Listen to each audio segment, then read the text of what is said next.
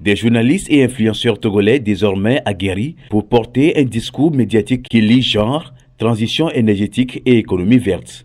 À Takpamé le 22 et 23 juillet 2026 en effet, cette cible a été réunie dans un atelier afin de favoriser une couverture médiatique inclusive et porteuse de changement social. L'initiative se situe dans le cadre de la mise en œuvre du projet Plaidoyer pour l'effectivité de l'intégration du genre dans les politiques publiques sur la transition énergétique et l'économie verte au Togo. Le dit projet est porté par la COFET en partenariat avec CLE, Téléadec et CDF avec l'appui financier de WACSI. Lorsque les médias parlent de transition énergétique sans évoquer les réalités spécifiques vécues par les femmes, c'est une partie essentielle de l'histoire qui disparaît. En revanche, lorsque vos productions prennent en compte la dimension genre, elles deviennent de véritables outils de sensibilisation, de mobilisation citoyenne et même d'influence sur les politiques publiques. La compréhension des enjeux de la transition énergétique et de l'économie verte, comment croiser l'approche genre, la transition énergétique et l'économie verte inclusive sont les deux premiers modules ayant permis aux participantes et participants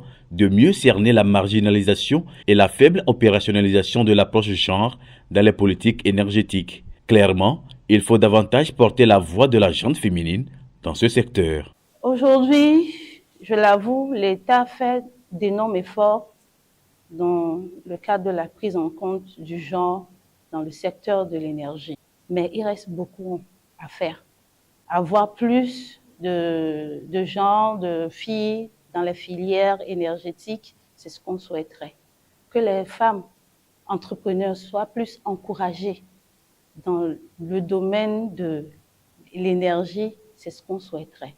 Donc, actuellement, il y a l'effort qui est là, mais nous devons faire plus pour que cet impact sur le genre, surtout les femmes, soit plus visible.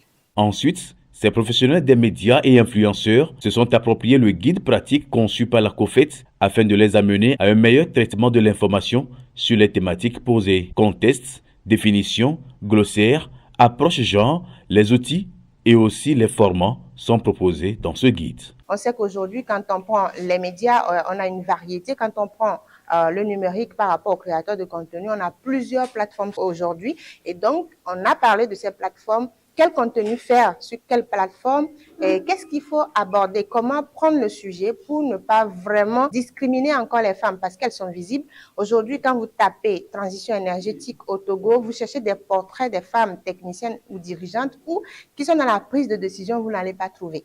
Lorsqu'on parle d'un projet, vous allez voir des décideurs, on parle des décideurs, mais la femme est toujours dans le rôle de bénéficiaire, de victime et tout, alors que ce n'est pas ça, elle est actrice. Donc, ce qu'on demande dans le guide, il y a des éléments qui amènent les acteurs ciblés à prendre la femme comme actrice de développement, une personne qui contribue réellement au développement des deux secteurs dont on est en train de parler. Au terme des travaux, les médias et influenceurs se sont engagés à faire du genre un réflexe dans le traitement de l'information sur l'économie verte. Un engagement qui, s'il est tenu, pourrait durablement changer la manière dont le public perçoit et s'approprie les enjeux de la transition énergétique. À l'issue de cet atelier, j'ai compris que la femme doit être valorisée. On a aujourd'hui appris qu'il faut éviter certains stéréotypes dans nos différentes productions. Il faut qu'on comprenne que la femme prend une part active dans le processus de transition énergétique. Je m'engage à jouer ma partition en tant que journaliste, à revoir, à rectifier le tir dans mes différentes productions afin que le processus de transition énergétique et l'économie verte, de façon générale, qu'on ne mette pas de côté l'aspect genre. Aujourd'hui, avec cette formation-là, je vais beaucoup plus axer ma communication sur la femme en tant qu'actrice directe et aussi mener plus de recherches, me documenter plus sur les femmes qui peuvent vraiment inspirer la génération actuelle et la génération future et les bonnes pratiques à avoir en tant que personnel des médias et en tant qu'influenceur. Un sentiment de satisfaction est aussi palpable chez les organisateurs au vu des résultats engagés. Nous sommes très satisfaits de cet atelier parce que les médias et les créateurs de contenu ont répondu présent à notre appel et l'atelier a été très participatif.